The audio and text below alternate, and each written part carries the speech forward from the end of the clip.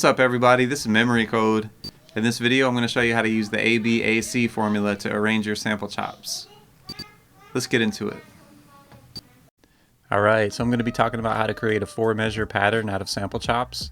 And so when you apply the ABAC concept to this, each letter of that pattern ends up getting applied to a measure. So it's just a good way to get some direction for a beat. Especially if you hear something that you want to sample, but you're not quite sure how you want to flip it or what you want to do with it. This is a really good way to get started. So yeah, just getting right into it. I got this beat going. Here's what it sounds like.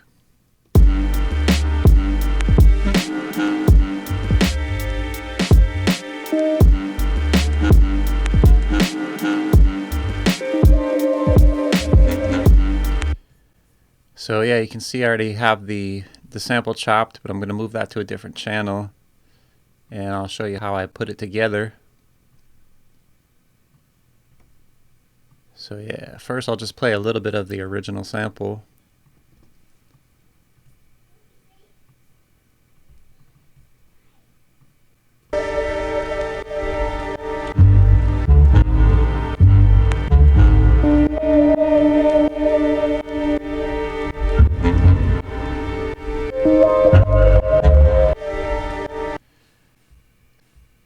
That baritone saxophone is what first caught my ear about that, and then there's also just a lot of other nice ambient stuff in there.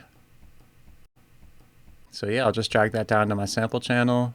I'll shut the bass group off for now. I'll keep the drums in. Sometimes for me it just depends. Sometimes I'll do the drums first and then chop the sample against that. Sometimes I'll do the chops first and then add drums later. For this I'm going to be showing how to chop it right on an audio track. But you can also use the same concept if you chop to pads, or if you use a sampler like Serato Sample or something like that. And yeah, for this I'm going to be using the bookend technique. And for that you just chop the clips right on the audio track, and then you adjust them down here in the sample view by moving the start and end time. And the reason why it's called the bookend is because if you move the end or the start time down here in the sample view, then the end of the clip extends out. But if you have another clip right next to it, then you can scroll through and this clip won't extend out. So it's a good way to keep your chops right where you want them in the arrangement. So, and you can deactivate clips by pressing 0. And then that way you won't have to hear it, but it will still stop the clip from extending out. So yeah, usually to get started, I like to find one sound to start with. And for me, the thing that caught my ear was that baritone sax. And that one right there sounded like a good starting point. So I just put that right at the beginning of the measure.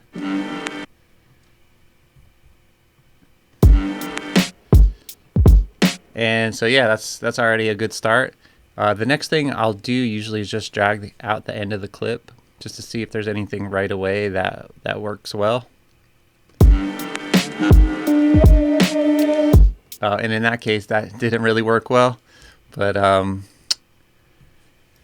sometimes it does, so it just depends. So another thing I like to do at the beginning is just create a little bit of a groove out of that first chop. So I'll just copy it. If you're on Mac, you can press Command C to copy and then press Command V to paste it. So I pasted it a little bit after the snare, just to get a little groove started, and I ended up liking that, so I went with that. Once you have that, you can start building around it. So yeah, I just dragged out the start of that second chop and it ended up working well. And then to finish that measure, just extend that, and then I'll cut this last part of the clip. If you just highlight it and press Command E, you can cut the clip like that. And then I have my bookend here, so now I can scroll through that slice and find a different piece that will work. And this ended up working well for the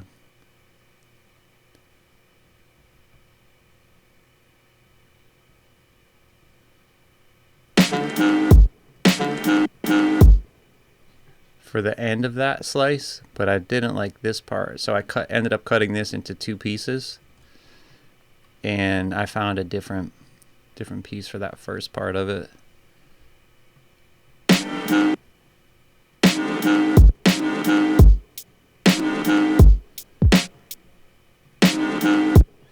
And then I also wanted to find something a little bit different for this cut right there, so I just hit Command E on that and search through to find something a little bit different.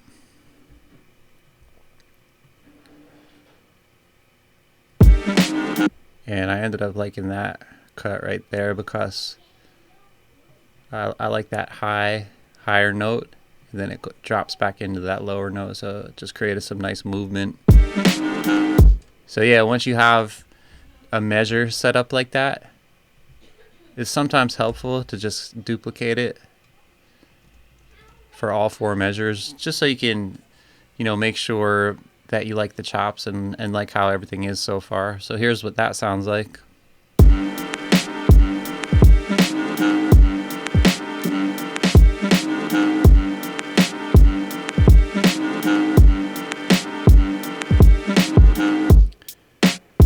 So yeah, I like that. It's a good vibe and it works well with the drums, but it definitely does get pretty repetitive. So that's when the ABAC concept starts becoming really helpful.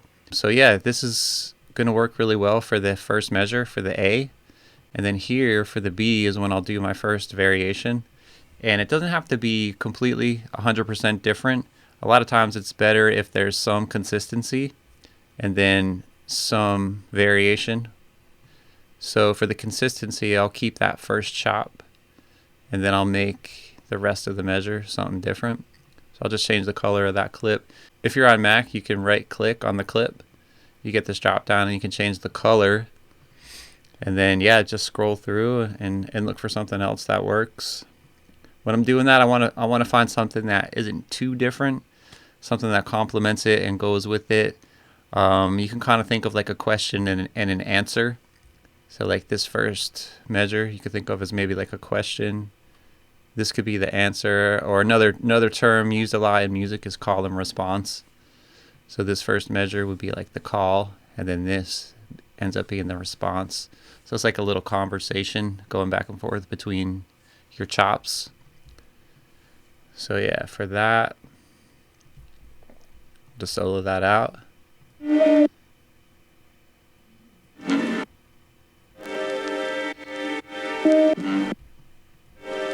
I ended up liking this because there was none of those saxophone notes in there, and there's some nice harmonics that come in.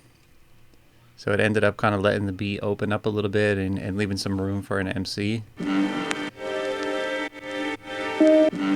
So I went with that for the second measure. And then for the third measure, it's another A. So you can keep it the same as the first. And then yeah, for this last measure, for the C, I'll do a different variation. And to keep it consistent though, I'll keep that first chop in there. And then I'll just make the rest of the measure a little bit different. So I'll just change that color. Put a bookend here. And then just scroll through, and I ended up finding a really nice cut towards the beginning.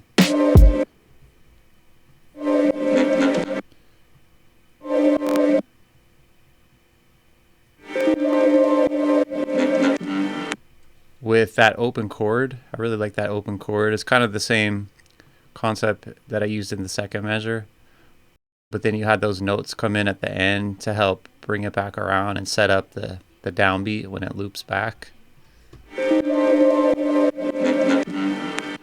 So yeah, I ended up going with that. Here's what it sounds like all together with the drums.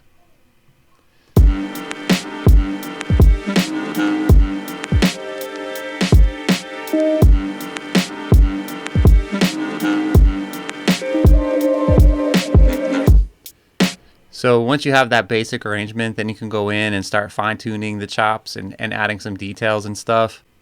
One thing I did in the second measure was I cut this into 2 pieces, and then I just adjusted the start time a little bit.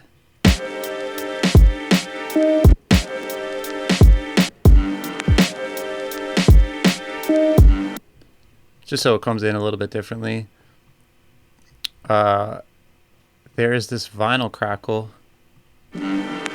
which I like, but I also, you might not want it in there every time. So if you want, you could just kind of fade that out a little bit by cutting that clip and putting a little clip fade on it. And then I also made a little bit of a variation in the third measure, and that's something to think about also. You don't have to be like 100% locked into that ABAC the whole time. Think of that as more of just like a guide for when you're getting started. But yeah, once you have that, then you can start fine-tuning it and just making more subtle variations. So I ended up doing that in the third measure just to switch it up a little bit. I cut this clip into 2 pieces, and I just moved the start time a little bit.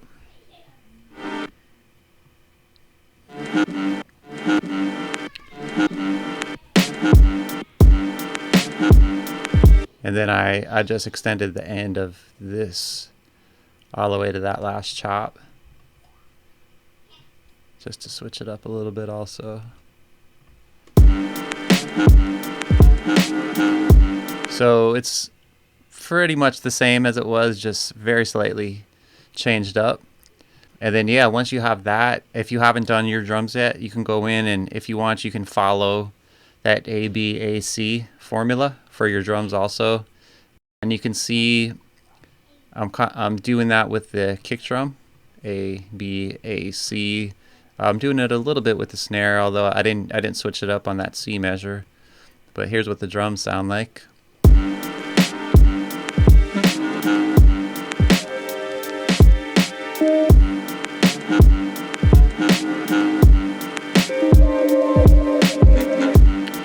And you can also apply that same concept to your bass. I'll turn on the bass group. And yeah, I'm using 2 different sounds for the bass on this beat. I'm using this operator sub, and then just a filtered sample. This is the main sample from this beat. I just have it filtered. So you can see I have the A, and then it switches up for the B. And then for the A again, it's not quite the exact same notes. I switched it up a little bit. And then a different idea for the C. And I have another video that I did about filtering samples to make bass lines, which you can check out, and I have a link in the description for that also. And yeah, so here's what the bass sounds like.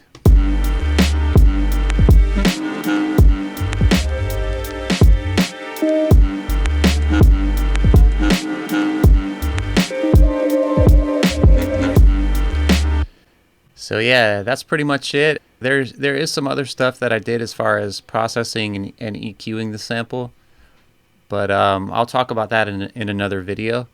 But yeah, for now, as far as just arranging those chops, that's pretty much it. Alright, so that's it for the video. I hope it was helpful. Hit me in the comments if you have any questions. If you want any more information about funk and soul, drum breaks, and drum theory, check out my book, The Breakbeat Bible. I got a link in the description for that. I'm available for one-on-one music production and beat making lessons, and also I put together some visuals for the beat from this video, so check out the description for links for all of that. Thanks a lot for checking this out. Peace and much love. Memory code.